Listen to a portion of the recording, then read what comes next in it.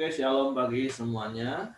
Kita bersyukur terus dan senantiasa kepada Tuhan, sebab Tuhan baik, sungguh baik, sangat baik.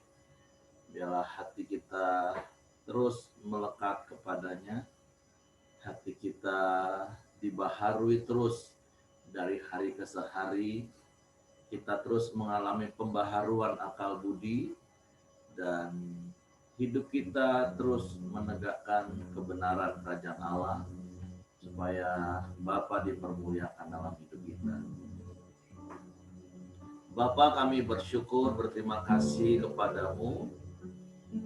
Kalau pagi hari ini kami boleh bangun lagi dengan tubuh yang diberkati, dengan kekuatan kesehatan yang baru yang datang daripadamu.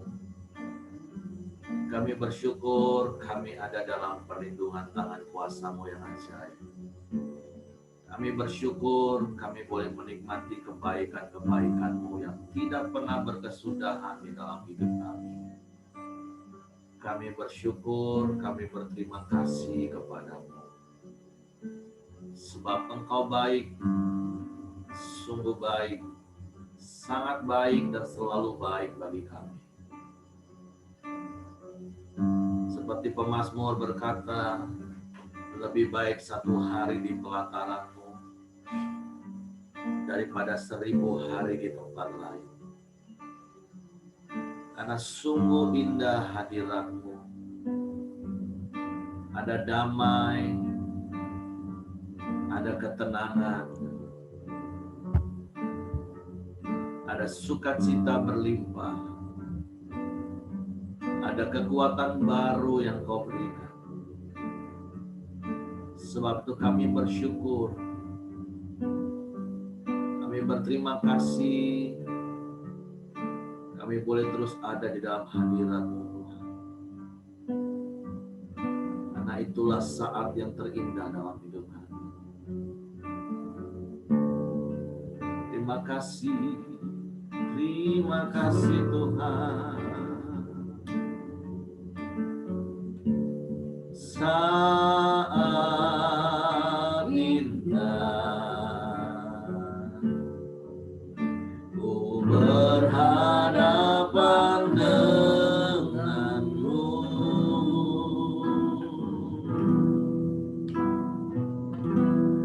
memandang wajah-Mu, Yesus kekasih jiwa.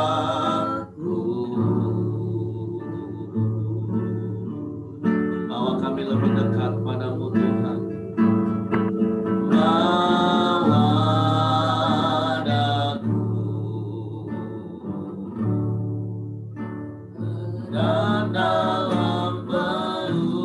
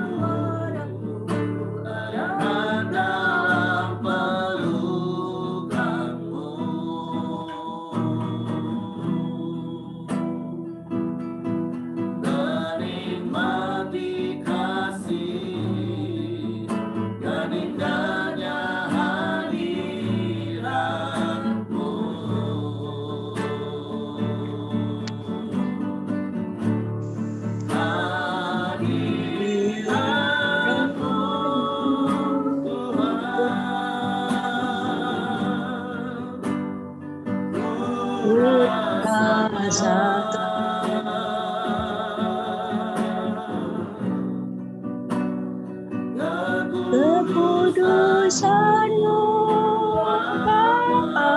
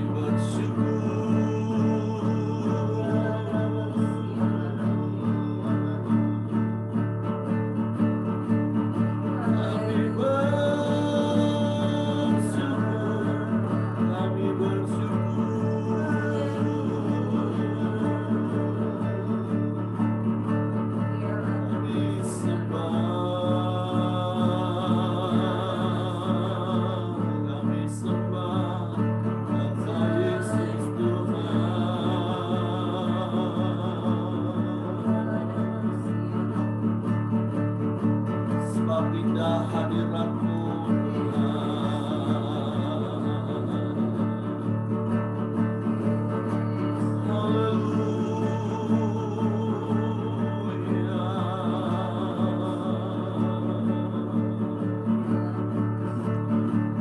kami bersyukur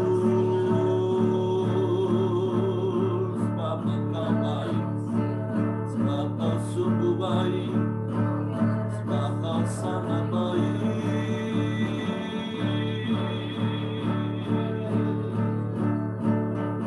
Tidak ada Allah yang seperti-Mu,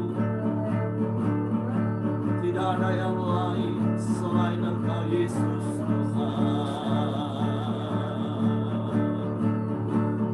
Segala kuasa ada di dalam tangan-Mu, di bumi dan di surga. Engkau yang mempunya segalanya.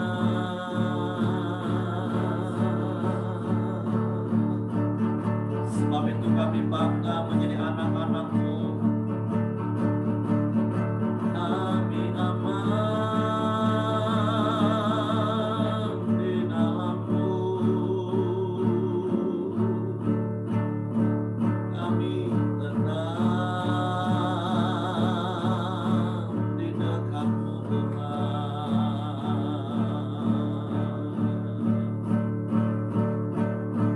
Haleluya, haleluya, haleluya, haleluya.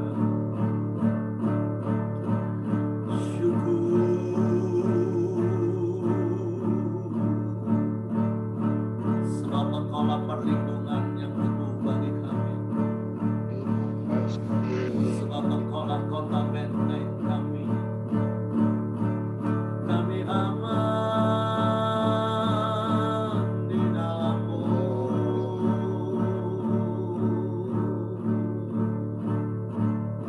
Kami tenang di dekat-Mu.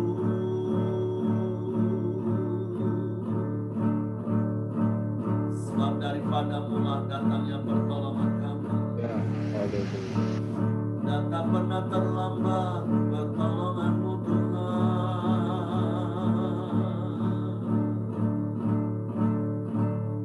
Haleluya.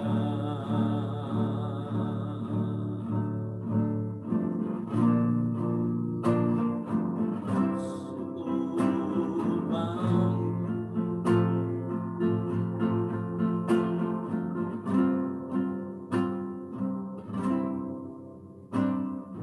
hatiku tenang berada dekat-Mu. Kaulah jawaban hidupku. Hatiku tenang berada dekat-Mu. Kau yang pelihara hidupku. Pertolongan-Mu begitu ajaib. Kau telah memikat hatiku.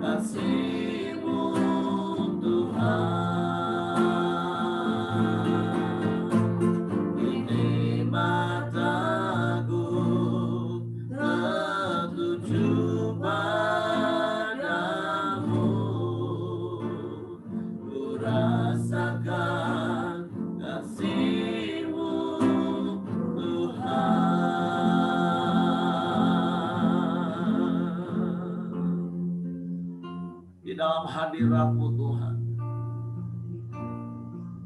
Mata kami tertuju kepadamu, sebab Engkaulah pusat kehidupan kami, sebab Engkaulah sumber kehidupan kami. Sungguh kami tidak dapat hidup jauh daripadamu. Sebab itu kami mau terus melekat kepadamu,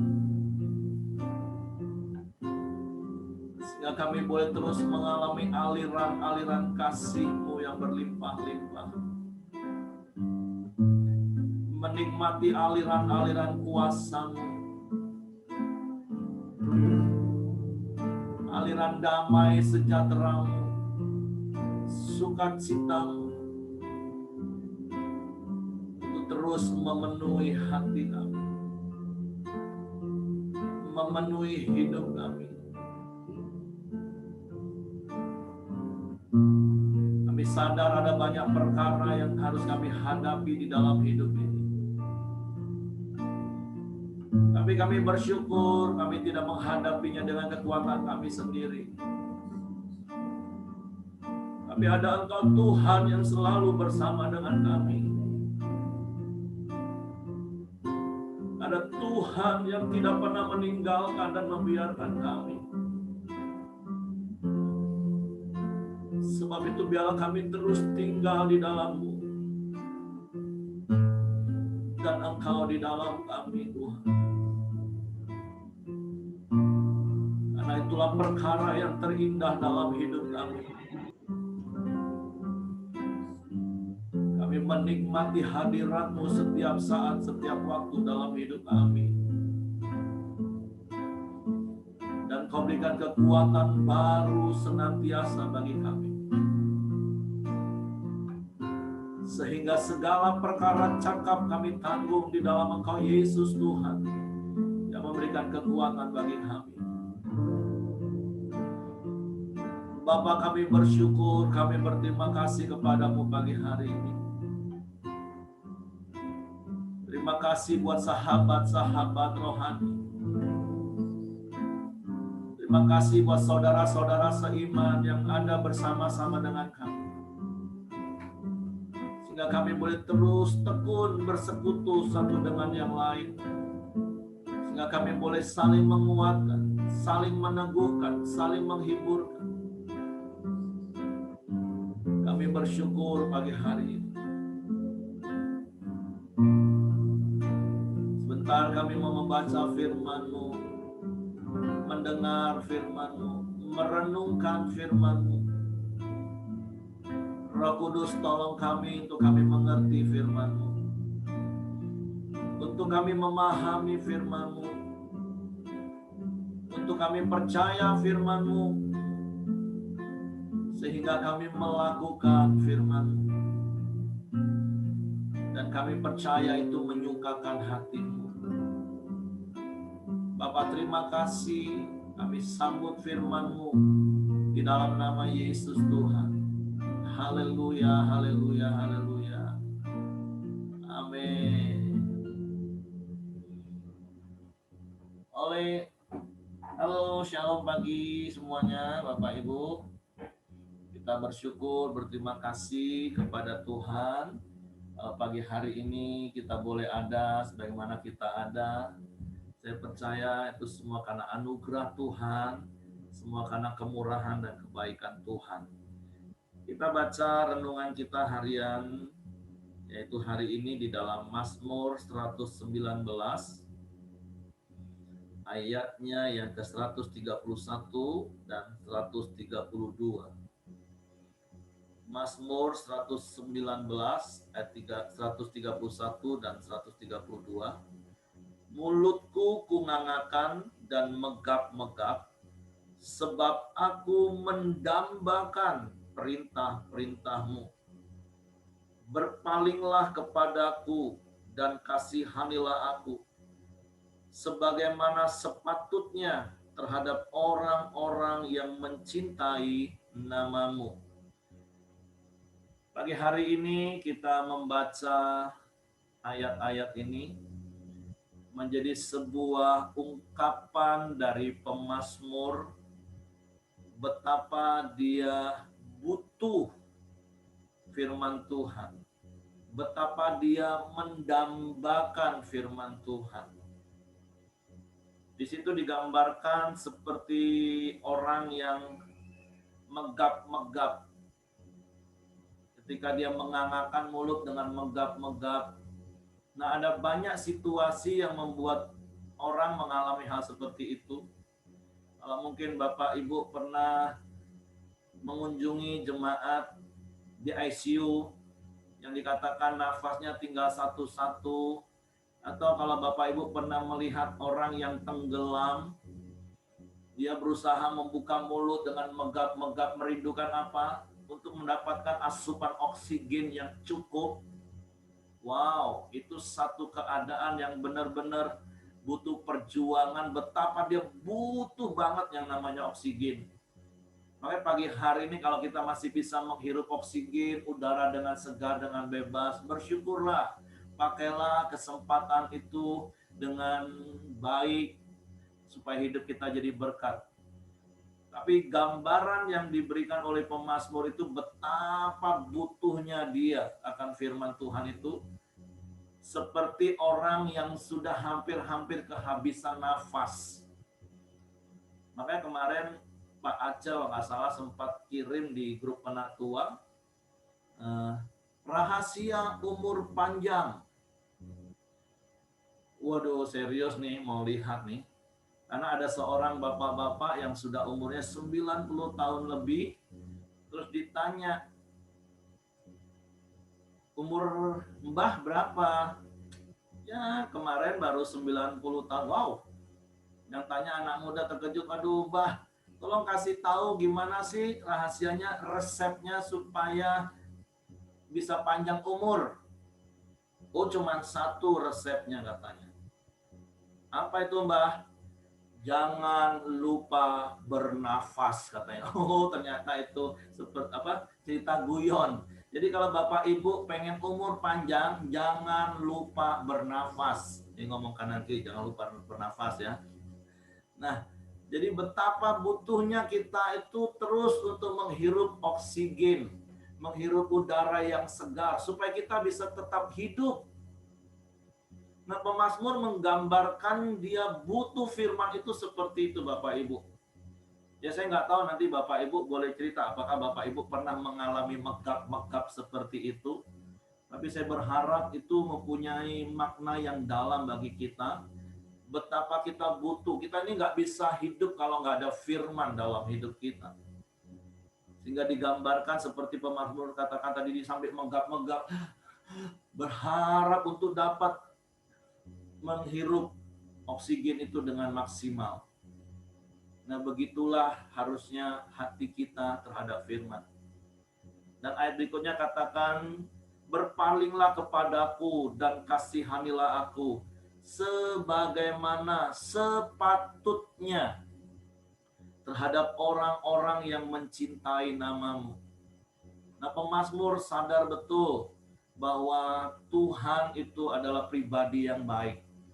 Bagi orang-orang yang mencintai Tuhan, sudah sepatutnya lah Tuhan itu menyatakan kasih. Apalagi kalau di perjanjian baru kita sangat mengerti. Rasul Yohanes mengatakan, bukan kita yang lebih dahulu mengasihi Tuhan, tapi Tuhan yang lebih dahulu mengasihi kita. Jadi kita bersyukur, kita berterima kasih. Kalau kita masih bisa mengasihi Tuhan hari ini, ingat, itu bukan karena kita, tapi karena Tuhan yang sudah lebih dulu mengasihi kita. Dia yang rela mati di kayu salib, menebus dosa kita, menyucikan dosa kita, menebus hidup kita. Karena kasih-Nya yang sempurna. Jadi pagi hari ini Tuhan mengingatkan setiap kita, yuk terus mengasihi Tuhan, terus mencintai Tuhan. Supaya apa? Supaya kita menikmati belas kasihan Tuhan setiap hari. Tuhan terus berpaling kepada kita. Tuhan terus mengarahkan hatinya kepada kita. Tuhan terus mengarahkan pandangan matanya kepada kita. Tuhan terus memperhatikan hidup kita. Wow, saya percaya itu adalah hidup yang sangat-sangat luar biasa. Bahkan kita percaya jaminan firman Tuhan.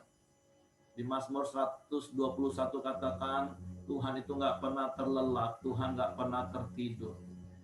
Tuhan menjaga kita seperti biji matanya. Karena apa? Karena kita orang-orang yang mencintai Dia.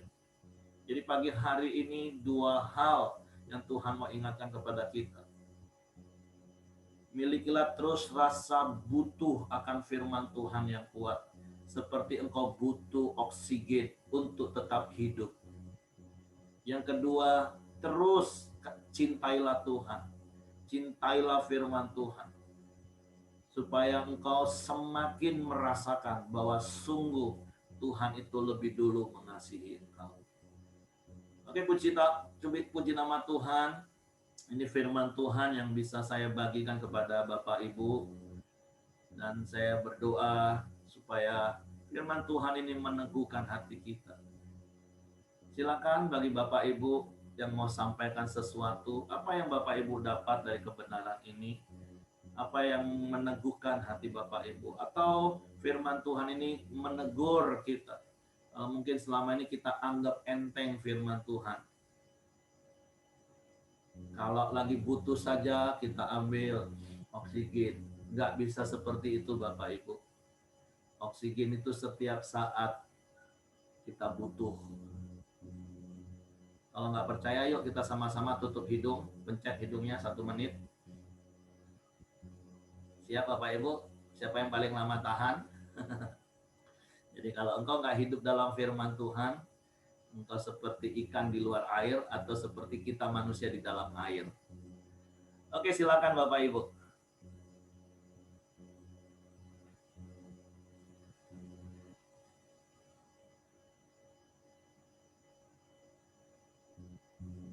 Yuk, Nilam, silakan. Shalom semuanya. Hari ini firman Tuhan sangat bagus bahwa kita itu butuh firman Tuhan. Firman Tuhan itu tidak kelihatan dalam hidup kita, namun dia itu seperti oksigen yang memberi kita kehidupan. Jadi pernah suatu hari aku merasakan jenuh gitu. Aku pernah merasakan jenuh pelayanan, jenuh rasanya ikut-ikut kegiatan rohani, jenuh rasanya kayak gitu baca firman, jenuh. Pernah aku ngerasain gitu kan. Jadi rasanya masalahnya gini, kadang aku melihat firman Tuhan berkata begini, cuma kadang lihat di dunia kenyataannya gitu. Bahkan orang Kristen sendiri tidak sesuai dengan apa yang firman Tuhan katakan gitu. Ada firman Tuhan bilang kita harus berkata dengan lemah lembut, tapi kadang orang-orang suka ngomongnya tuh kasar, ngomongnya itu kok nggak mikiri hati orang lain gitu, suka nyakitin gitu kan. Dan sampai saat sekarang sih masih gitu kan orang-orang begitu. Jadi aku merasa jenuh gitu. Aku merasa, percuma Tuhan belajar firman. Orang-orang ini belajar firman, tapi kok ngomongnya gitu gitu. Terus belajar firman, tapi kok sikapnya gitu. Kok nggak mau berubah gitu, mau belajar untuk dekat dengan Tuhan tuh gimana gitu kan. Jadi aku jenuh, jadi aku merasa, percuma aja gitu, capek gitu kan, capek gitu, orang nih kok gini. Tapi ya balik-balik lagi ke kitanya gitu. Kita nggak bisa bilang bahwa orang tuh harus gini, harus gitu. Jadi aku belajar, aku meresponi diri aku sendiri dengan baik bahwa aku harus terima keadaan seperti itu karena kita kan masih di bumi, pasti masih ada orang-orang kayak gitu, belum sampai ke surga.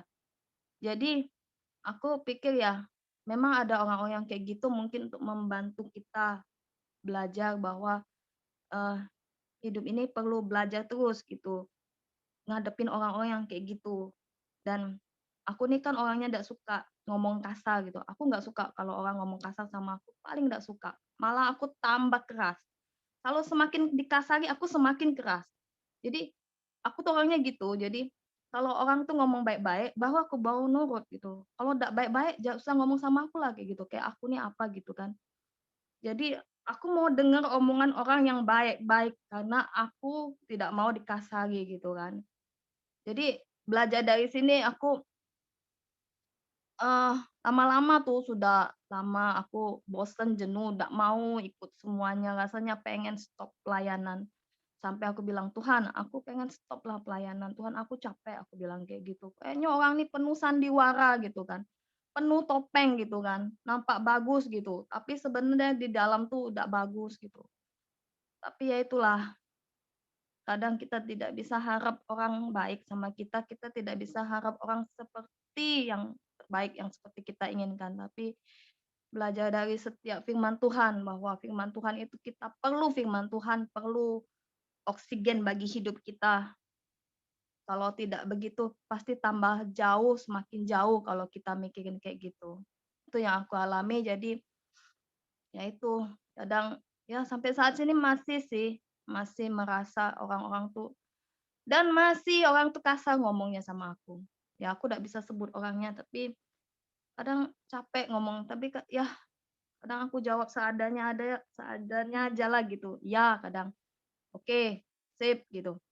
Padahal sebenarnya ngomongan tuh kasar tuh, nggak tahu lah Pak Heri kadang susah susah ngomong, jadi ya kayak gitulah.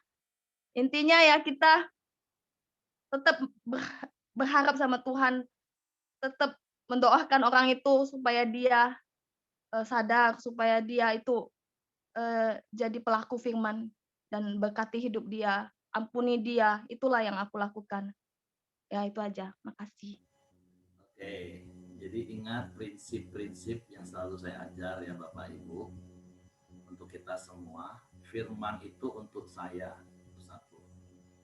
Nah, firman itu untuk saya. Jadi jangan orang yang menghirup udara, menghirup oksigen, kita yang pengen hidup. Nah, satu hal yang harus kita mengalami perubahan paradigma.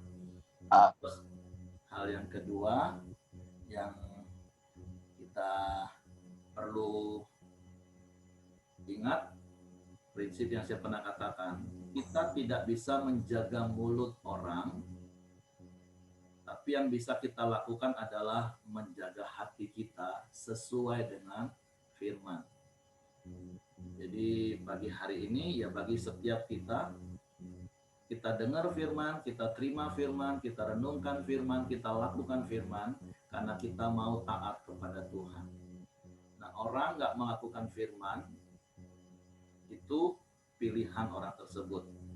Tetapi ya seperti Nilam tadi bilang, sebenarnya kalau orang itu nggak melakukan firman dan memperlakukan hal itu kepada kita, ya sebenarnya itu adalah untuk menguji kita, untuk memproses kita. Seperti contoh sederhana, kita diajar sabar nih oleh firman Tuhan. Kapan kita bisa membuktikan kepada dunia bahwa kita ini orang yang sabar? Ya waktu orang ngomong kasar sama kita, firman Tuhan ngomong apa? Sabar. Ya udah sabar. Nah, artinya kita menghirup oksigen, dan oksigen itu mengaliri seluruh tubuh kita bersama dengan aliran darah yang dipompa ke seluruh tubuh kita, dan tubuh kita yang sehat, yang kuat. Nah, jadi sederhana, jangan menuntut orang untuk melakukan firman. Firman itu untuk saya, untukku. Karena yang menghirup oksigen siapa? Yang menghirup oksigen kita, dan oksigen itu mengalir bersama aliran darah di tubuh kita, dan itu membuat tubuh kita kuat. Jadi jangan berharap orang yang menghirup oksigen kita yang hidup. Kalau kita nggak menghirup oksigen, kita mati. Orang menghirup oksigen. Atau sebaliknya, orang nggak menghirup oksigen, ya dia akan mati. Nah, jadi kebenaran-kebenaran firman Tuhan, tapi kan bilang tadi katakan itu dulu. Sekarang ya terus belajar bahwa firman Tuhan juga mengingatkan besi menajamkan besi, manusia menajamkan sesama. Jadi nikmati saja hidup ini. Kalau ada orang yang kasar dengan kita, berarti itu Tuhan sedang mau membentuk hati kita untuk semakin halus. Nah, hidup kita nggak mungkin semakin halus kalau kita nggak digerinda oleh sesuatu yang lebih kasar dari kita, lebih keras dari kita. Nah, Tuhan kan mau membentuk hidup kita. Hidup kita ini juga awalnya seperti sebuah bongkahan. Kasar, kadang harus dipecah. Nanti sudah mulai pakai amplas 200, 400, sampai akhirnya ampas 2000 yang paling halus. Nah, tapi yuk terus kita berpegang teguh pada firman. Nah, sekali lagi prinsip firman itu untukku. Dan yang kedua, aku gak bisa jaga mulut orang. Yang aku bisa lakukan adalah jaga hatiku. Jadi, nikmati saja hidup ini. Banyak orang yang gak bisa kita atur di sekeliling kita, karena kita bukan orang yang mengatur mereka. Oke, tadi Pak Nduru atau Ibu Nababan mau sampaikan sesuatu? Oke, shalom Bapak Ibu. Ya, silakan, shalom. Nah, saya sih mau bersaksi sedikit. Setelah kami ikut Koramdeo ini, banyak hal yang kami alami. Khususnya saya sendiri ada sukacita yang luar biasa. Selama ini, terutama saya dengan suami, sering punya sepakat, umpamanya doa sebelum tidur, doa bersama dengan anak-anak. Tapi setiap sepakat yang kami buat tidak pernah berjalan. Justru banyak hal yang membuat kami cekcok. Ketika ada cekcok, kami tidak jadi doa. Tidak jadi doa, malas doa, ngapain lagi doa. Kalau cekcok juga ngapain doa gitu kan. Kadang suami sih, kadang yang sering bilang, percuma kau pelayanan, percuma kau pemuritan, kau kayak gitu. Nah, lama-kelamaan itu tertanam di pikiran saya. Iya ya, percuma, ngapoi lagi lah pelayanan, ngapoi lah. Bila perlu kita dok segereja bela lagi. Kan tidak ada guna, gitu kan. Sering, tidak pernah berhasil kami. Selalu, berjalan 1 minggu, gagal. Seminggu gagal, doa bersama seminggu gagal. Mulai lagi gagal. Tapi setelah ikut Koramdeo pagi ini, saya sangat bersyukur. Saya bersuka cita sekali. Saya kadang sering ngomong sama suami, seperti saya temukan harta yang terpendam yang luar biasa, sukacita yang saya alami. Kami bisa Koramdeo bersama anak, suami, bersama-sama. Walaupun kami konflik, kami masih bisa lewati gitu. Pernah dalam semenjak aku ikut Koramdeo, pernah kami cekcok. Biasanya kalau cekcok, udah suamiku tuh udah muncul omongan nih, percuma Koramdeo. Dia sudah bilang, percuma Koramdeo. Aku mulai gelisah, Koramdeo tidak yo, Koramdeo tidak yo. Tapi aku taat, aku hidupkan aja. Aku hidupkan, ikut baiklah. Tapi mulut ini sambil ngoceh kan. Datang anak bilang gini, Ma, yang mana nak didengar? Mama ngoceh atau Koramdeo? Katanya. Akhirnya aku diam. Kami ikutilah terus. Lewat ketaatan itu kami berhasil gitu. Kami berhasil dan puji Tuhan hari-hari ini aku juga banyak berubah ya. Memang aku ini sedikit dominan, agak gimana ya, kalau namanya sama Tuhan tuh agak ngoceh. Mauku tuh suamiku tuh jadi imam, mauku tuh suamiku gini, banyak tuntutan. Dan hari-hari ini kalau bangunin suami, ya aku peluk, Pak, sudah pagi, yuk bangun yuk, doa. Sudah jam 5 kurang 10 loh. Ya, pokoknya aku berusaha lah. Dan ada damai di hati aku gitu. Nah, kami bisa sepakat bersama, suami aku bisa sudah mulai mengerti. Bahkan kami senang kemarin waktu ada seminar yang untuk keluarga kemarin, kami bisa sama-sama ikut dengar banyak hal yang kami dapat dan banyak hal yang kami mau berubah. Jadi kesaksian saya sih, saya bersyukur buat lewat Koramdeo ini saya banyak berubah dan keluarga kami banyak berubah. Saya tidak lagi banyak otot-ototan. Dan suami juga sudah mulai mengerti apa yang dia harus bagaimana. Itulah kesaksian saya. Terima kasih buat Bapak Ibu semuanya. Shalom. Shalom, tetap semangat. Ya silakan Kak Simon. Ya, pagi semua. Semakin hari semakin menarik ya karam dia kita. Jadi di PS Jati ada statement, dia bilang begini, keterbukaan adalah awal dari pemulihan. Jadi kalau hidup kita mau dipulihkan, tentunya kita harus terbuka. Saya menyadari apa yang Bapak Ibu katakan itu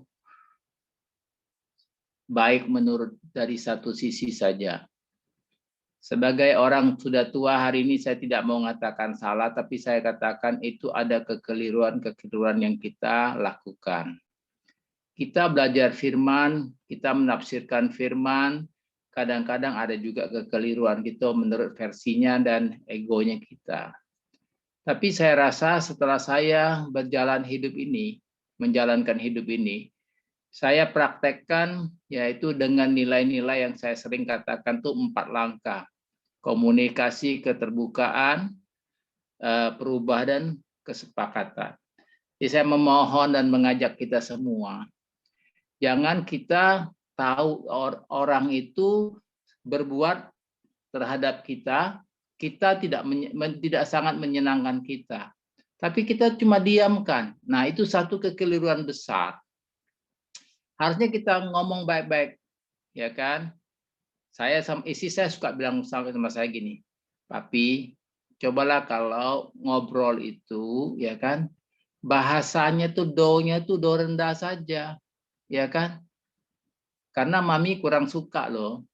Nah, jadi kita tahu, oh istri kita tuh udah suka yang seperti itu. Baik kita sama rekan-rekan juga, ya kan, sama teman, ya. Contohnya saya itu orangnya paling suka terbuka, ya kan. Kalau saya nggak suka, saya ngomong. Saya nggak mau, istilahnya kita kapan mau jadi berkat buat sesama kita, ya kan? Kita kapan mau jadi terang dan garam? Jadi kita panggil baik-baik, ya kan? Boleh ya kalau kita komunikasinya lebih terbuka, ya kan? Apa kurangnya saya sehingga saya bisa menjadi berkat buat Anda. Maka saya praktekkan di rumah itu, terutama kita jangan praktek ke sama orang lain. Praktekkanlah kepada keluarga kita dulu. Ya, saya selalu mempraktekkan hidup ini dengan istri saya. Bagaimana membuat satu komunikasi yang baik. Dia juga, Papi, kalau boleh, Mami tidak suka begini, ya kan? Kadang-kadang kita masih ingat, kadang-kadang karena itu sudah menjadi gaya hidup kita sekian puluh tahun, itu masih terjadi pengulangan, diingatin lagi, ya kan? Jadi ini hal saya rasa ya, kita jangan menuntut orang lain berubah, kita jangan menuntut istri kita berubah, dan kita jangan menuntut suami kita berubah. Tapi kitalah yang kita tahu, kita kerjakan untuk kebaikan bersama. Lama-kelamaan, maka saya bilang, sampai hari ini untuk mau cari sela ribut sama istri saya itu kayaknya nggak ada celahnya lagi. Kenapa? Kita sudah komunikasi terus ya. Karena itu adalah fondasi kehidupan. Sudah itu kita sudah membuat keseimbangan. Karena itu kunci kehidupan kita. Kalau kita udah bisa seimbang, ya kan? Tentunya hidup ini enak, ya. Suami istri, kalau kenapa kita tidak bisa seimbang, tidak bisa nyaman? Kenapa kita dengan teman-teman kita tidak bisa nyaman, dan dengan anak itu juga kita tidak bisa nyaman? Karena tidak ada keseimbangan. Kalau kita ada keseimbangan, itulah kunci kehidupan kita. Jadi kita bisa senang kepada siapapun. Saya kalau nggak suka, saya tegur, ya, saya ngomong, ya kan. Nah, sebaliknya aja orang dengan saya begitu. Saya harapnya ya, Pak Simon, saya nggak suka loh, ya kan, dengan cara-caranya Pak Simon. Oke, apa? Kita terbuka. Jadi kita jadi orang jangan menutup, ya. Kalau kita menutup tapi hanya kita, tunggu video kakek. Nah, itu sudah sesuatu yang membuat hidup kita ini tidak berarti. Jadi tolong sesama kita, ya kan. Kita ini manusia tidak ada yang sempurna. Kenapa kita butuh orang lain? Maka saya hari-hari begitu menikmati, ya kan? Ya karena apa? Ya kan, hidup ini tentunya ada 4 karakter, ya kan? Karakter dominan seperti saya itu maunya kenceng, cepat, dan tepat. Karakter orang intim, ya kan?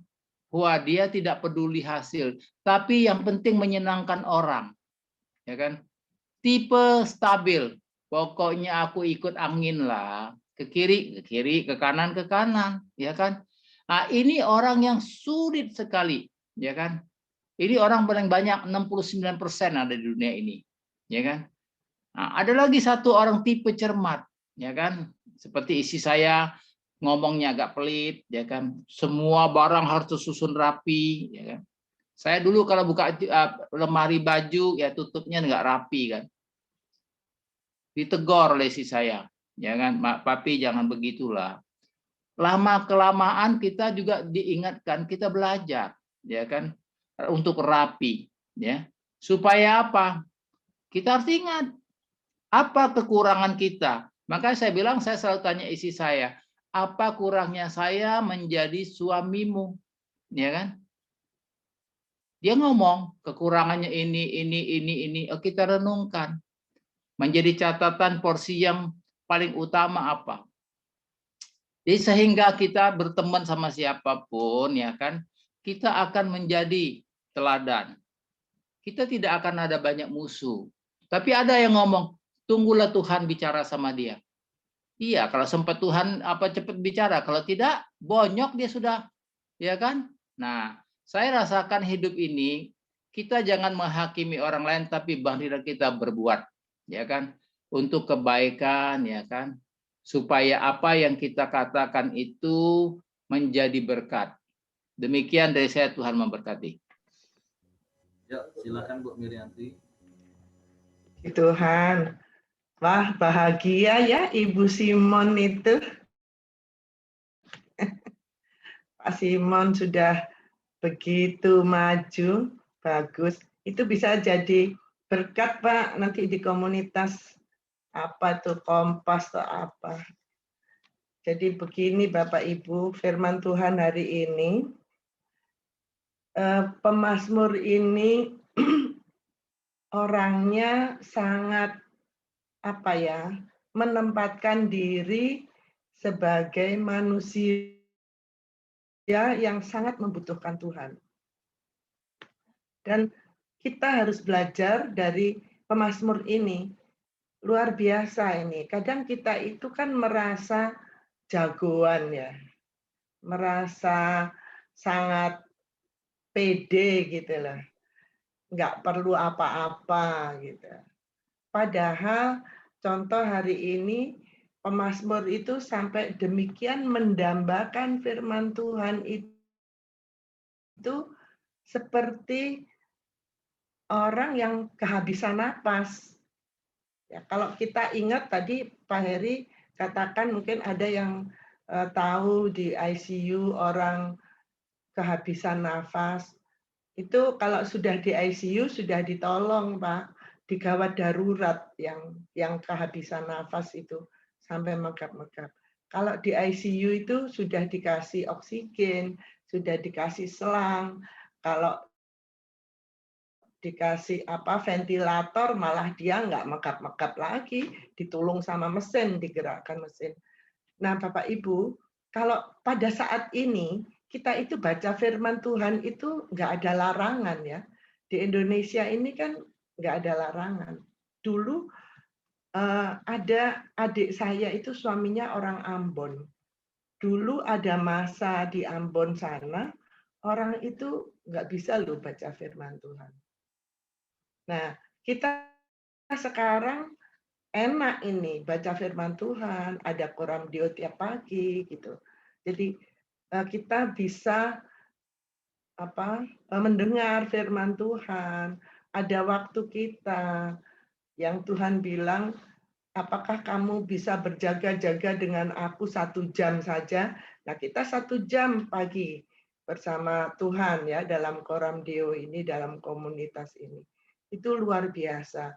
Karena Karena apa Bapak Ibu? Saya juga baca di Efesus ini, Efesus 5 ayat sebenarnya 14, 15, tapi 15 aja ya. Saya bacakan. Karena itu perhatikanlah dengan seksama bagaimana kamu hidup. Janganlah seperti orang bebal, tetapi seperti orang arif. Dan pergunakanlah, ini ayat 16 ya, dan pergunakanlah waktu yang ada karena hari-hari ini adalah jahat. Nah, ini benar loh. Ini sekarang pandemi ini seluruh muka bumi. Luar biasa ini. Saya juga kadang sampai doa Tuhan, kok bisa begini ya Tuhan ya. Orang dalam minggu lalu atau 3 hari lalu masih enak-enak gitu. Tahu-tahu masuk ICU seminggu sudah lewat. Teman saya ada begitu. Jadi surveyor Komisi Akreditasi Rumah Sakit itu sudah belasan orang meninggal. Memang kami ada sekitar 800-an orang ya. Tapi kalau meninggal belasan orang kan yang dulu dekat lagi sama kita. Itu wah. Nah, Bapak Ibu, firman Tuhan hari-hari ini itu harus benar-benar kita merindukan firman Tuhan. Kita ada kesempatan gitu. Saya senang sekali mendengar kesaksian Pak Simon. Saya ini sudah sampai pada begini, Pak. Mohon maaf. Kamu bagaimanapun juga, silahkan. Yang penting aku pegang firman Tuhan, melakukan firman Tuhan. Gitu. Kalau dia ada apa-apa yang bagaimana dia mau lakukan, ancam-ancam gitu ya. Tapi memang ancamannya itu nggak pernah dilakukan sampai sekarang, dari dulu sampai sekarang. Saya cuma berkata begini, ayo lihat aja di dalam firman Tuhan, kalau hal seperti itu ada dalam firman Tuhan, kita lakukan. Saya sudah seperti itu. Karena ya saya sudah berserah aja sama Tuhan. Waktu tinggal sedikit bagi saya. Jadi saya nggak terlalu menuntut apa-apa, tidak ingin orang berubah, yang penting saya berubah semakin dekat Tuhan. Sebenarnya kasihan sih, kasihan. Maka ya nanti adalah saatnya, pasti ada, waktu Tuhan itu ada. Saya percaya. Nggak mungkin orang dibiarkan demikian sampai Tuhan panggil, dan nggak mungkin. Maka firman Tuhan, kalau Tuhan mau perhatikan hidup kita, kita harus hidup seperti apa, ya seperti firman Tuhan. Itu aja. Terima kasih, puji Tuhan. Oke, Pak Yosia. Ya, firman Tuhan hari ini luar biasa ya bagi saya ya. Kalau tadi sudah disampaikan oleh Ibu Mirianti kan mengenai penyakit COVID ya, saya selalu bertanya-tanya gitu ya, kenapa yang diserang sistem pernafasan gitu ya? Kenapa nggak ginjal gitu ya? Kalau ginjal itu kan sebenarnya 10% mungkin ya, kalau secara kedokteran ya Pak, 10%, 20% orang masih bisa hidup ya. Tapi kalau nafas itu mungkin 1 menit nggak bisa kita tunda ya, 1 menit aja ketinggalan nafasnya udah langsung lewat orang itu ya. Nah, jadi saya teringat dengan kenapa orang Yahudi bilang jangan menyebut nama Tuhan Allahmu dengan sembarangan. Karena kalau bahasa aslinya itu kan bukan Yahweh, YHWH itu kan bacanya Yokovahwe. Artinya apa? Artinya Tuhan itu nafas. Makanya pada waktu penciptaan dibilang Tuhan menghembuskan nafasnya. Ya, jadi luar biasa ya. Jadi Tuhan bilang bahwa kita itu seharusnya nggak bisa nggak bisa ditunda-tunda. Dengan firman Tuhan itu harus kita, tanpa firman Tuhan kita tidak bisa hidup. Jadi saya diingatkan bahwa ini sebenarnya analogianya orang Yahudi ya. Orang Yahudi selalu bilang bahwa Tuhan itu nafas.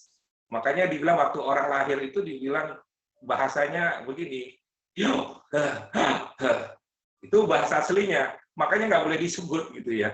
Nah, cuman analogikanya yang saya tangkap begini, Tuhan ingin menunjukkan kuasanya bahwa dengan penyakit COVID ini, kau ingatkan kembali begitu ya, bahwa nafas tanpa aku, engkau nggak bisa hidup. Ya, nah sekarang buat saya sendiri, jadi saya merenungkan kenapa kadang ya tadi seperti Nila bilang kadang jenuh, kadang ini ya. Tapi firman Tuhan ingat bahwa kita sebenarnya nggak bisa hidup tanpa firman Tuhan. Ya, Tuhan itu adalah nafas kita. Ya, kalau yang lain bisa ditunda, yang ini nggak bisa ditunda. Ya mungkin itu sharing dari saya. Oke, wow, luar biasa ya, kita diteguhkan lagi ya dari apa yang Bu Mirianti dan Pak Yosia katakan. Jadi kata kuncinya kalau mau tetap hidup, jangan lupa bernafas. Jangan jenuh, apalagi berhenti untuk bernafas. Artinya jangan pernah berhenti untuk untuk hidup di dalam firman. Kita sangat-sangat butuh firman. Nah, oke. Jadi saya percaya firman Tuhan pagi hari mengingatkan kita untuk Pak Doro dan Ibu Niati.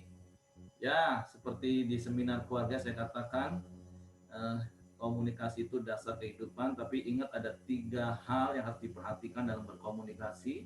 Kalimat, walaupun pengaruhnya cuma 10%, yuk belajarlah menggunakan kalimat-kalimat yang membangun, bukan meruntuhkan. Kalimat-kalimat yang menyembuhkan, bukan kalimat yang membunuh. Nah, memang ada sering dari puluhan tahun yang lalu, salah satu kalimat yang sering dipakai itu kayak gitu, percuma. Wah, baru kemarin saya ngobrol dengan orang yang hafruta dengan saya setiap hari.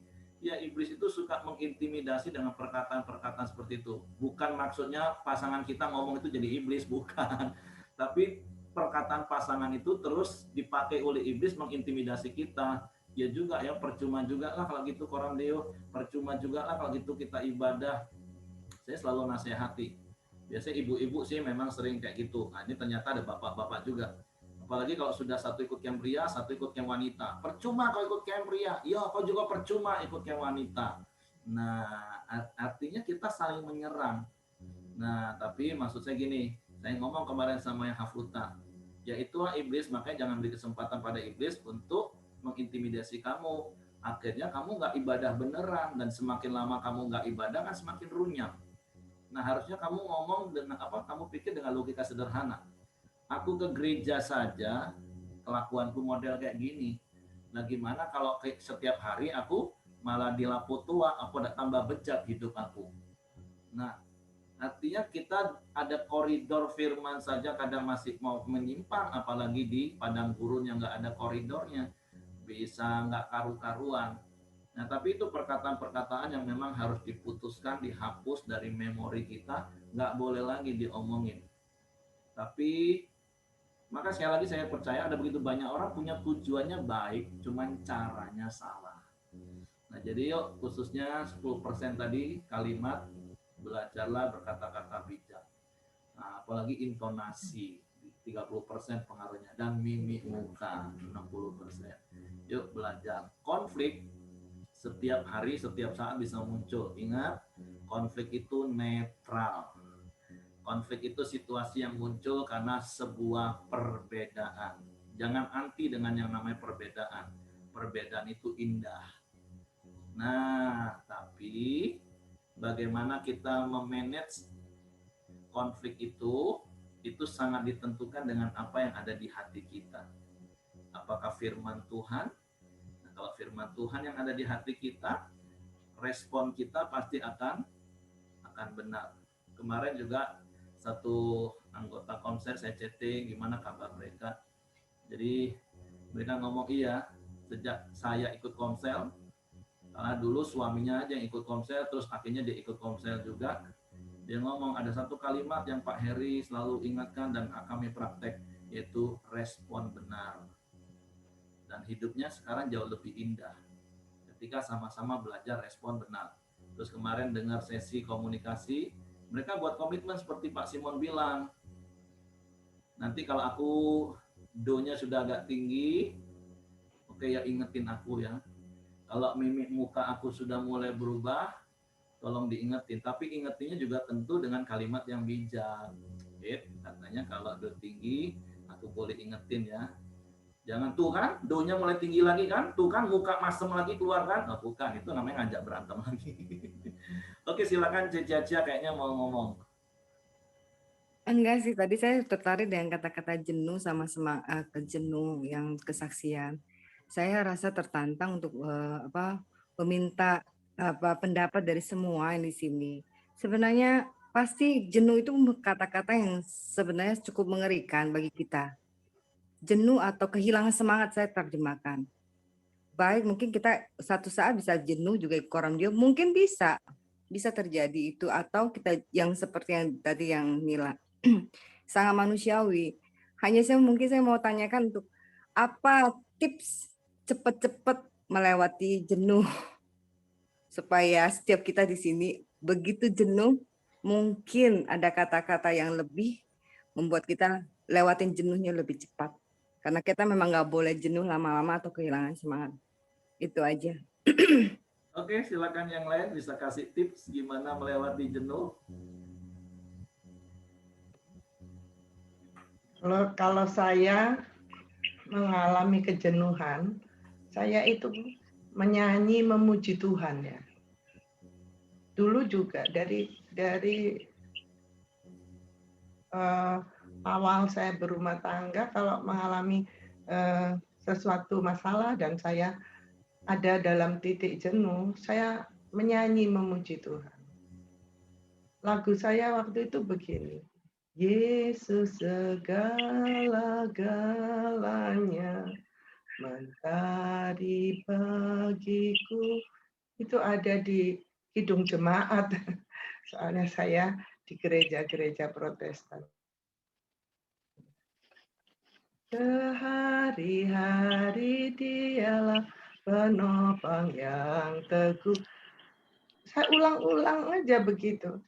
Jadi akhirnya saya jadi terus ingin lagi ketemu Yesus dalam doa, dalam pujian, dalam persekutuan dengan saudara seiman, dalam baca firman Tuhan.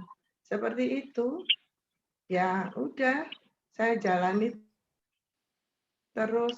Nah masalah nggak ada ya. Dan yang muda masalahnya ada, setengah tua ya ada, tua ya ada, masalah ada terus. Yang penting saya sih melekat sama Tuhan.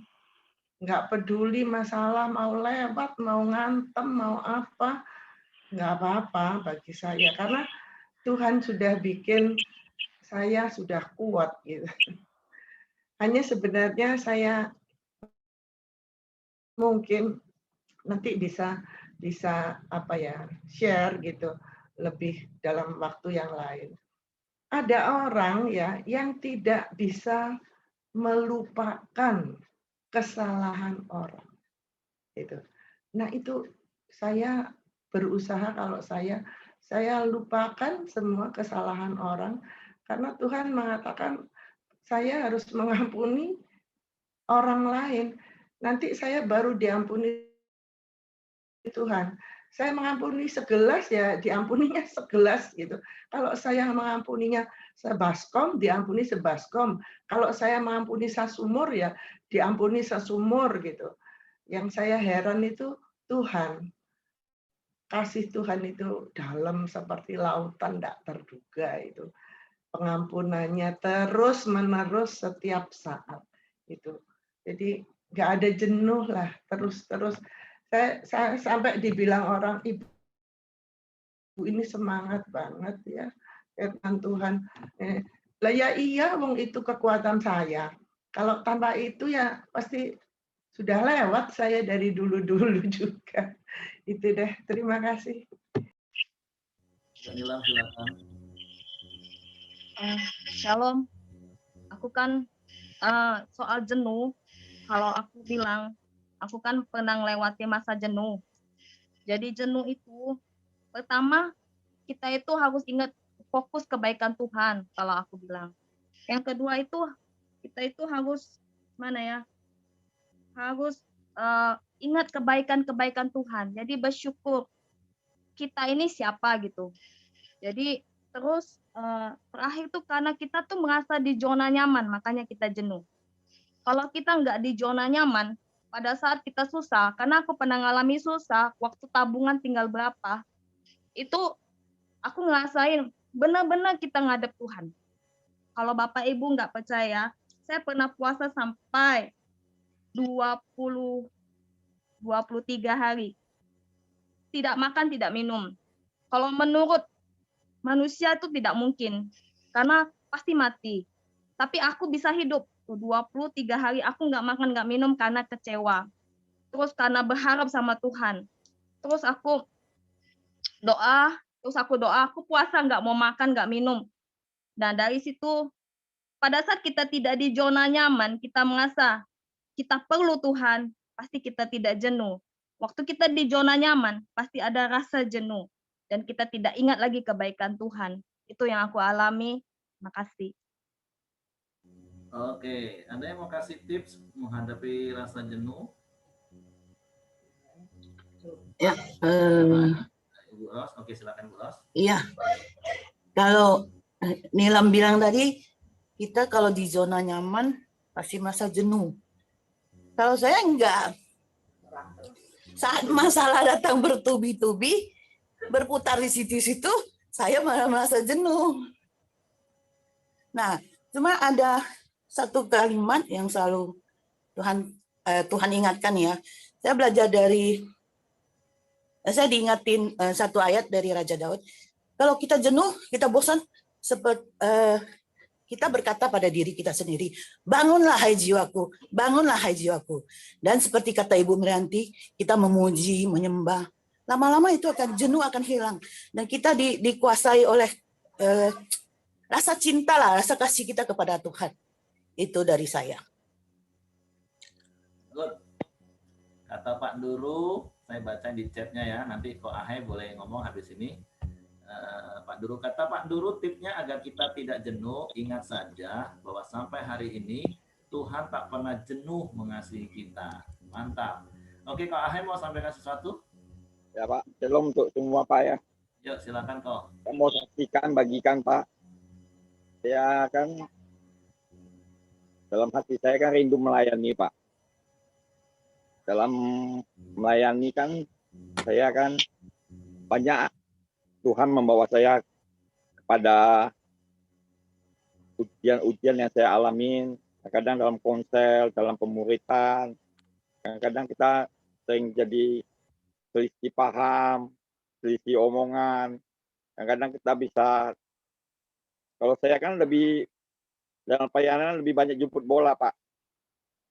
Jemput bola, kadang-kadang apa yang kita berikan, apa yang kita harapkan, kebanyakan tidak sesuai dengan apa yang kita inginkan Pak. Tapi dalam hal ini saya kecewa juga, Tuhan kok saya sungguh-sungguh kok hasilnya nggak sesuai yang saya mau Pak. Tapi suatu hari saya diteguhkan oleh Roh Kudus Pak. Kita ini bukan melayani manusia, tapi kita ini melayani Tuhan Pak. Wah, saya bangun. Berarti pelayanan saya ini saya melayani Tuhan Pak, bukan melayani manusia Pak. Jadi disinilah yang membuat sukacita saya Pak. Nggak pernah berkobar-kobar terus Pak. Setiap saya melayani pelayanan, saya bukan melayani manusia, saya melayani Tuhan Pak. Jadi inilah bagian saya yang saya selalu tanamkan, inilah bagian yang kita ambil, yang kita mau kasihkan untuk Tuhan, kita ambil bagian kita.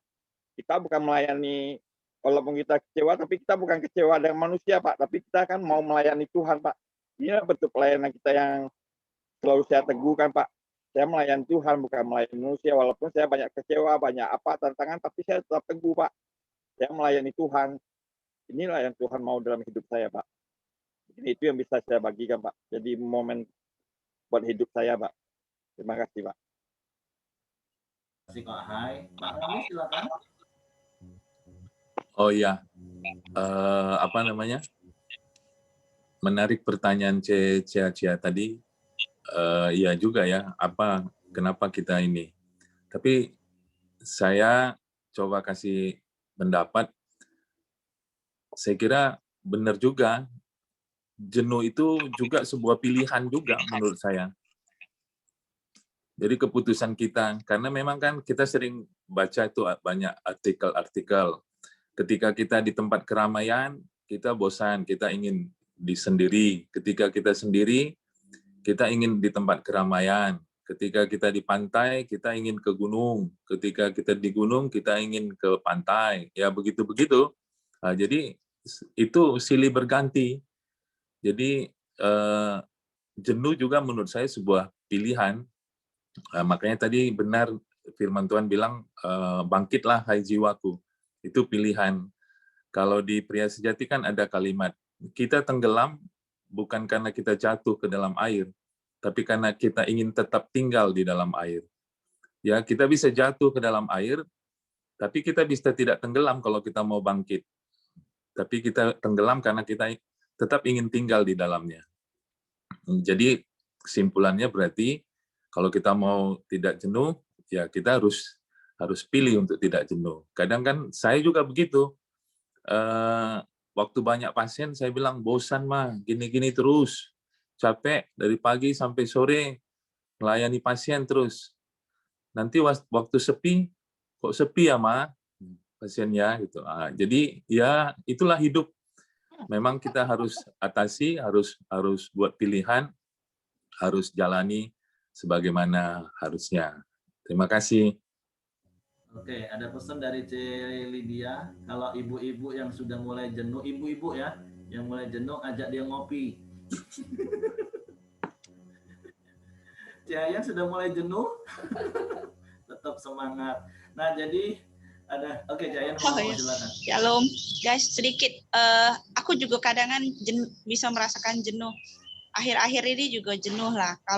Apalagi kalau toko agak sepi, itu tidak bisa aku bohongin, itu jenuh. Dan akhir-akhirnya aku merasakan gini, Tuhan, aku tuh memang doa, ikut koram deo kadang-kadang kalau kebangun.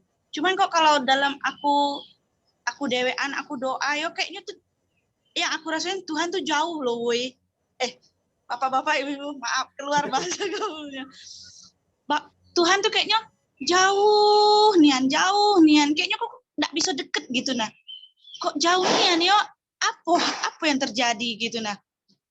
Kalau dulu tuh kayaknya kalau doa tuh kayaknya deket nian, tapi kalau sekarang tuh kayaknya doa tuh kayaknya Tuhan jauh nian. Apa sih yang terjadi gitu kan? Tapi aku yakin Tuhan tuh sebenarnya tidak jauh, itu hanya perasaan aku. Tuhan tuh deket, saking deketnya, apa yang aku perlu ngomongin dan aku pikirkan atau aku gumulkan, itu Tuhan langsung izinkan, Tuhan kasih jalan keluar gitu kan.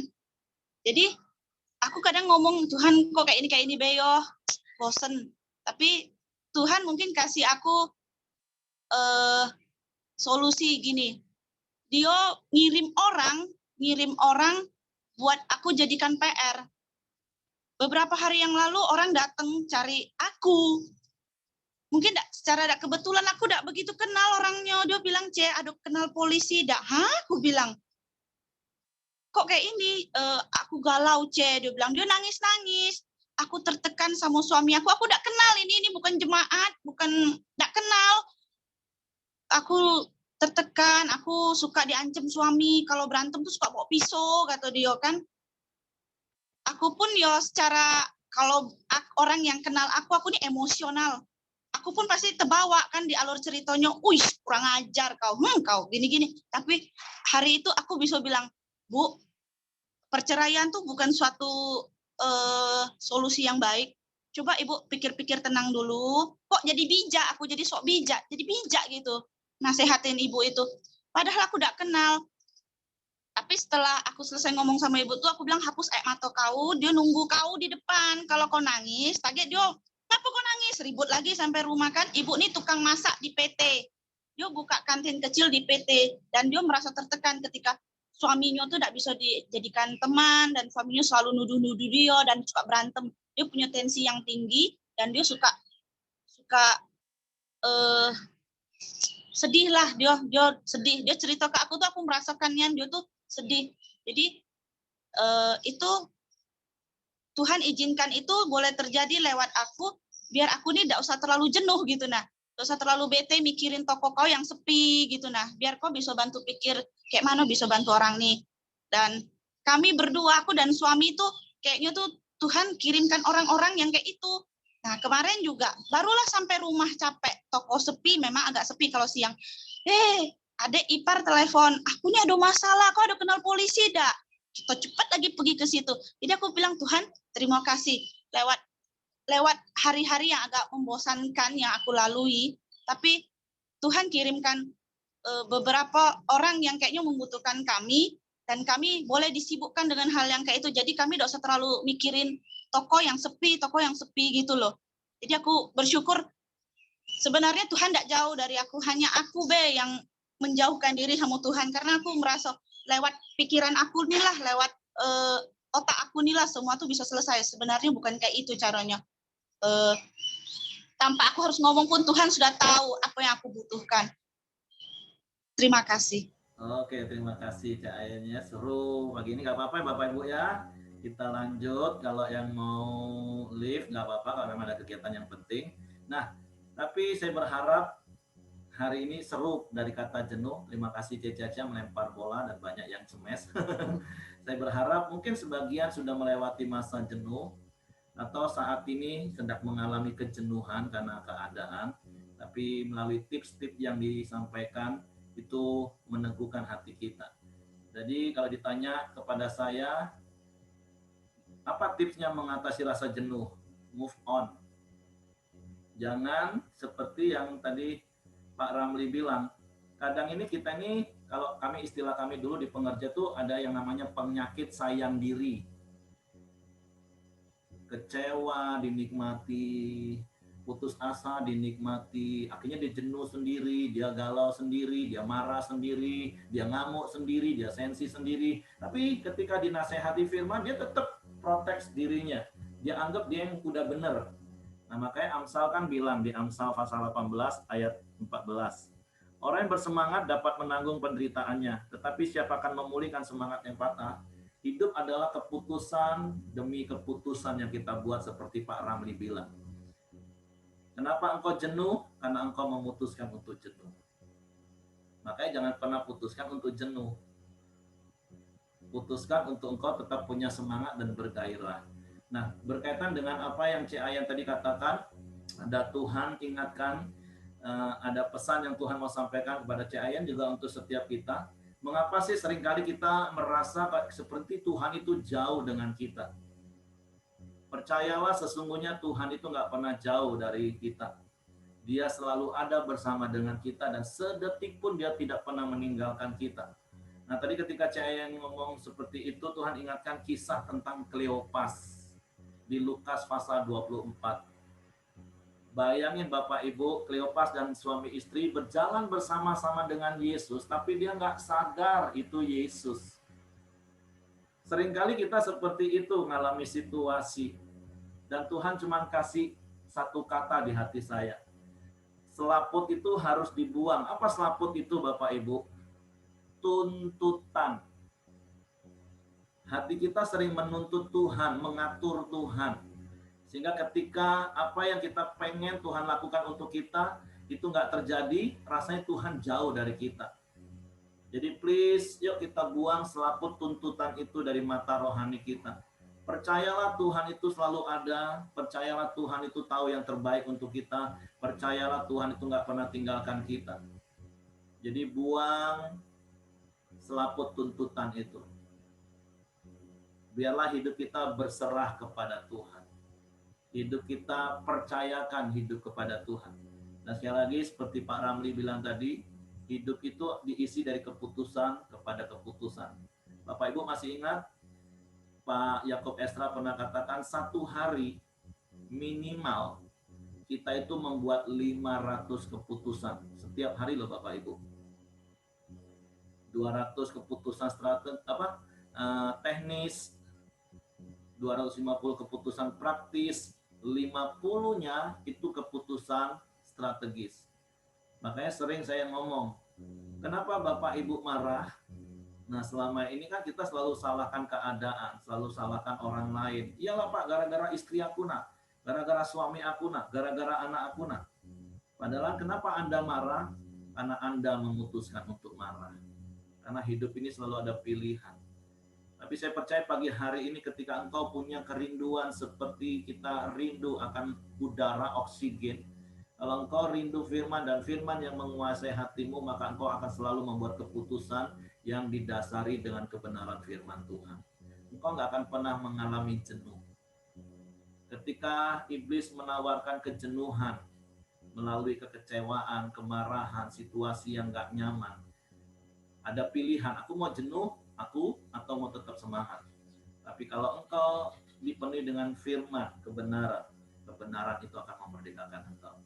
Yang kedua, secara teknis, kalau nggak mau jenuh, ya seperti Celidia bilang tadi, betul. Makanya kita ini harus punya komunitas. Nggak boleh sendirian. Orang kalau sendirian jenuh, dia akan semakin sayang diri. Semakin menyalahkan orang lain, menyalahkan keadaan, nyalahin Tuhan. Makanya punyalah komunitas. Bersyukur kalau kasus Ayen tadi dikirim Tuhan orang-orang yang punya masalah untuk diberesin. Karena nggak boleh berdiam kalau jenuh Bapak Ibu. Harus move on, harus beraktivitas. Nggak boleh hanya terjebak dalam rutinitas. Nah seperti itu. Dan saya berharap nggak ada lagi yang mengalami kejenuhan setelah hari ini. Amin. Kalaupun ada yang jenuh, ingat Celidia, ajak dia ngopi. Ya nggak Celidia? Oh sudah keluar dia karena ada kegiatan. Ya. Oke, sudah 6:30. Kalau masih ada yang mau lanjut nggak apa-apa. Kalau enggak, ya saya serahkan kepada Ko Hengki untuk kita doa.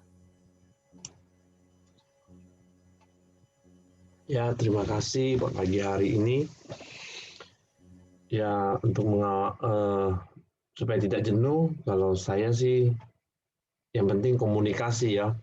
Pertama-tama di ring 1 kita komunikasi sama istri. Bisa kita ngobrol, kalau tidak kita harus punya, itu seperti Pak Heri bilang, punya teman hafruta. Kita bisa ngobrol dan teman kita juga bisa terus membuat semangat kita tuh bangkit lagi. Jangan kita sendiri, seperti kalau pria sendiri-sendiri, nanti pergi keluar sendiri-sendiri bahaya. Banyak kuntilanak yang menemani nantinya. Oke, cukup sekian. Mungkin Nilam bisa tutup dalam doa, silakan. Baiklah, kita mau sama-sama satukan hati. Bapak, kami bersyukur pagi ini, kami bersyukur buat firman-Mu hari ini Tuhan. Kau telah banyak mengajarkan kami Tuhan. Ajar kami terus Tuhan untuk taat akan firman-Mu. Ajar kami juga Tuhan untuk tidak jenuh Tuhan. Karena kami percaya Tuhan, saat kami bersama-Mu Tuhan, Engkau akan memberikan hikmat bagi kami untuk mengerti setiap rancangan-rancangan-Mu, untuk bisa tahu Tuhan apa yang harus kami pilih, keputusan-keputusan yang terbaik buat kami Tuhan. Terima kasih Tuhan, Engkaulah oksigen bagi kami Tuhan. Walaupun Engkau tidak kelihatan, namun kami membutuhkan Engkau Tuhan. Terima kasih Tuhan Yesus. Tuhan, kami bawa pagi ini doa-doa kami Tuhan di hadirat-Mu Tuhan. Bapa, kami bawa doa kami ini buat anak-anak-Mu yang saat ini mengalami kelemahan tubuh Tuhan. Engkau jamah bagian tubuh yang sakit, khususnya di bagian kepala dan tubuh yang menggigil dari anak-Mu Pak Martin Tuhan. Jamah juga Tuhan buat Pak Yudin, Duru Tuhan, suami Ibu Niarti Nababan yang sakit di bagian perut dan pinggangnya. Oleh bilu-bilu Yesus, sembuh dan sehat kembali. Begitupun buat Yonatan, anak Ibu Ros Tuhan, Engkau sembuhkan, jamah tubuhnya, kuatkan rohnya, dan biarlah Engkau terus tinggal dalam tubuh Yonatan, sehingga hari demi hari ia boleh dipulihkan dalam nama Yesus. Dan saat ini Tuhan, kami sedang menunggu hasil tes SBMPTN dari Michelle Pesusanto, Michelle Angelic dan Angel. Engkau berkati Tuhan dan teguhkan hasil tes ini sehingga mereka boleh lulus dengan nilai yang memuaskan Tuhan. Kami juga bersyukur Tuhan buat Buyung Christian. Tuhan berkati pekerjaannya saat ini. Namun harapannya untuk bisa bekerja sebagai pilot Engkau tetap buka jalan. Karena kami juga percaya Tuhan bahwa kehendak kami bukan kehendak kami yang terjadi, tapi kehendak-Mu yang terjadi Tuhan. Apapun juga yang Tuhan beri, biarlah Buyung Christian boleh jadi berkat dalam hidupnya. Terima kasih Tuhan.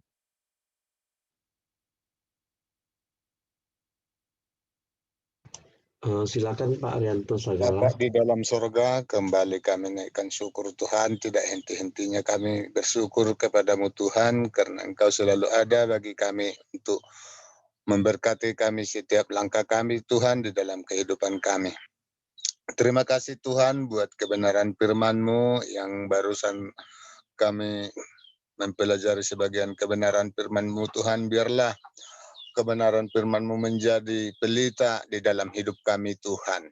Tuhan, kami berdoa buat bangsa dan negara kami Tuhan yang sedang tertimpa oleh segala penyakit virus corona Tuhan Yesus. Kami Tuhan kadang-kadang risau akan virus ini Tuhan, tapi karena kami bersama Engkau Tuhan, kami tetap aman dan bisa terkendali Tuhan oleh karena penjagaan-Mu Bapa. Tuhan, biarlah Tuhan memberkati kota dan negara kami ini Tuhan, mulai dari presiden sampai ke RT-RT Tuhan yang tidak bisa kami sebut satu persatu Tuhan, tapi Tuhan tahu memberkati segala kota kami ini Tuhan. Buatlah kota Muara Bunga ini menjadi berkat di dalam kehidupan kami Tuhan, apalagi kami yang percaya kepadamu Tuhan menjadi berkat di dalam kota Muara Bunga ini Tuhan Yesus. Terima kasih Tuhan, begitupun bagi negara kami ini Tuhan, biarlah Tuhan yang berkuasa di dalam negara kami ini Tuhan, biar negara kami ini tahu kebesaran kuasa-Mu Tuhan Yesus. Terima kasih Tuhan. Mari kita sama-sama mengucapkan doa Bapa kami. Bapa kami di dalam sorga, dikuduskanlah nama-Mu, datanglah kerajaan-Mu, jadilah kehendak-Mu di bumi seperti di sorga. Berikanlah kami pada hari ini makanan kami yang secukupnya, dan ampunilah kami dan akan kesalahan kami, seperti kami juga mengampuni orang yang bersalah kepada kami. Dan janganlah membawa kami ke dalam pencobaan, tetapi lepaskanlah kami daripada yang jahat. Karena Engkaulah yang empunya kerajaan, kuasa, dan kemuliaan sampai selama-lamanya. Amin. Ibu Mirianti, silakan tutup dalam doa Ibu. Bapa Surgawi, terima kasih Tuhan. Engkau sungguh sangat baik Tuhan. Ajar kami menyadari dan memahami bahwa kami sangat memerlukan Engkau. Bahwa tanpa Engkau kami tidak berarti apa-apa. Dan kami akan lalu daripada segalanya ini berkat pertolongan dan kasih-Mu. Terima kasih Tuhan untuk firman-Mu hari ini. Ajar kami untuk tetap melekat kepadamu. Bapa, biarlah hari ini kami semua mengawali aktivitas kami hari ini dengan memahami, melakukan firman-Mu, sehingga hari ini kami mendapatkan perlindungan, pertolongan, dan sungguh kami merasakan damai sejahtera-Mu. Terima kasih ya Bapa, biarlah kasih dari Allah Bapa, damai sejahtera dari Tuhan Yesus Kristus, dan pertolongan oleh Roh Kudus senantiasa menyertai kami sehari ini dalam seluruh aktivitas kami, bahkan sampai selama-lamanya. Haleluya, haleluya. Amin. Terima kasih. Oke, semangat pagi, selamat beraktivitas. Tuhan. Lift dulu ya, makasih ya.